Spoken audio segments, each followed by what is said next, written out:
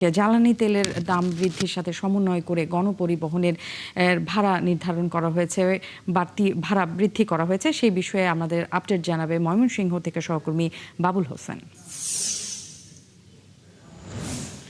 বাবুল, গণপরিবহনের ভাড়া বেড়েছে, আজকে কি প্রভাব দেখছেন গণপরিবহনে ভাড়া বাড়ানোর ফলে, এবং একই সাথে একটু জানতে চাই যে চালক এবং যাত্রী তাদের প্রতিক্রিয়া কি?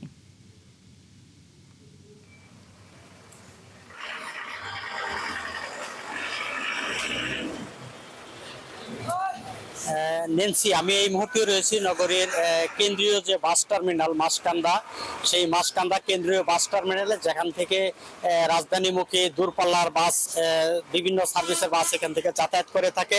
আমরা এখানে দেখছি যে বর্ধিত ভাড়া এখন পর্যন্ত কার্যকর হয়নি। অর্থাৎ এর আগে যে নির্ধারিত ভাড়া ছিল ময়মনসিংহ থেকে ঢাকা 320 টাকা, সেটি এখানে রাখা হচ্ছে এবং যাত্রীরা সেই 320 টাকা বিনিময়ে ঢাকা যেতে পারছেন। তবে চালকেরা, পরিবহন শ্রমিকরা যেটি বলছেন যে আসলে যেটি ভাড়া বাড়ানো হয়েছে তেলের দামের সঙ্গে সমন্বয় করে, কিন্তু যেখানে তেলই পাওয়া যাচ্ছে না সেখানে বাড়তি ভাড়া কতটা কার্যকর হবে এটি নিয়ে কিন্তু তারা প্রশ্ন তুলেছেন। আর যাত্রীরা যেটি বলছেন যে মাইলেজ প্রতি যে ভাড়া বাড়ানো হয়েছে তেলের দাম বৃদ্ধির সঙ্গে, সেটি আসলে অনেকটাই অকার্যকর এবং তারা দাবি করছেন যে সরকার যেন আগের যে ভাড়া ছিল সেটি যেন বহাল রাখে। কারণ যদি তেল যেটি সরবরাহ যদি পাওয়া যেত নিয়মিত, তাহলে কিন্তু সেটি কোনো ভোগান্তি হতো না। কিন্তু যাত্রীকে তুলে সেটি যদি যাত্রীকে যখন উঠানো হয় গাড়িতে, সেই যাত্রীর সঙ্গে যদি কোনো পাম্পে অপেক্ষা করে তেল নেওয়া হয়, সেটি আসলে কোনো যাত্রীরাই মানতে চান না। এবং এটি নিয়ে যারা চালক রয়েছেন, চালকদের সঙ্গে বাস যাত্রীদের প্রায় ঝগড়া বিতর্ক হচ্ছে যে তারা চাচ্ছেন যে তারা যেন বাসে ওঠার পর যেন সময় মতো তাদেরকে গন্তব্যে পৌঁছানো হয়।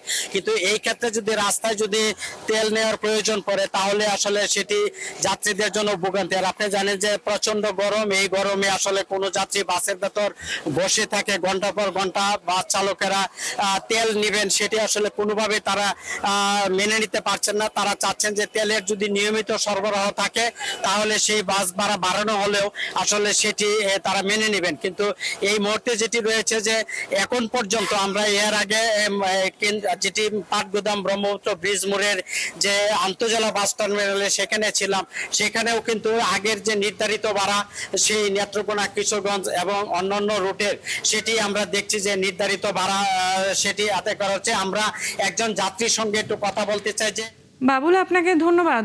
দর্শক, বাবুল হোসেন আমাদেরকে ময়মনসিংহ থেকে জানাচ্ছিল গণপরিবহনে ভাড়া বৃদ্ধির ফলে যে প্রভাব পড়েছে এবং চালক যাত্রীরা কি বলছেন সেই প্রতিক্রিয়াও তিনি আমাদেরকে জানাচ্ছিলেন।